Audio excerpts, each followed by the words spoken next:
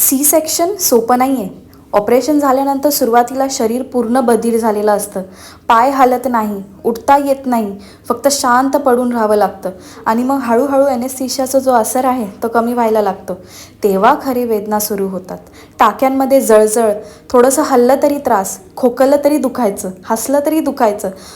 खूप तहान लागलेली असते पण लगेच पाणीही प्यायला मिळत नाही. ओठ सुकलेले असतात, घसा पूर्ण कोरडा झालेला असतो आणि शरीरात अजिबात ताकद नसते. भूक लागलेली असते पण काही वेळ काही खायचं नसतं आणि मग येते ती पहिली उठून चालायची वेळ. ऑनेस्टली आयुष्यातला सगळ्यात पेनफुल मोमेंट होता तो माझ्यासाठी. खरं एक एक पाऊल टाकताना वाटायचं आता नाही होणार, पण तरी चालावं लागतं. कारण सी सेक्शननंतर आईला पेनसाठी जास्त वेळ मिळत नाही. बाळ रडली की सगळ्या वेदना बाजूला ठेवून आई पुन्हा उभी राहते. हा रील त्या प्रत्येक सी सेक्शन मॉमसाठी जिने हे सगळं सहन केलेलं आहे, त्या स्ट्रॉंग मॉमला हा रील नक्की शेअर करा. आणि तुमचा काय एक्सपिरियन्स होता तो मला नक्की कमेंट सेक्शनमध्ये सांगा. व्हिडिओ आवडला असेल तर लाईक करा आणि फॉलो करा. बाय.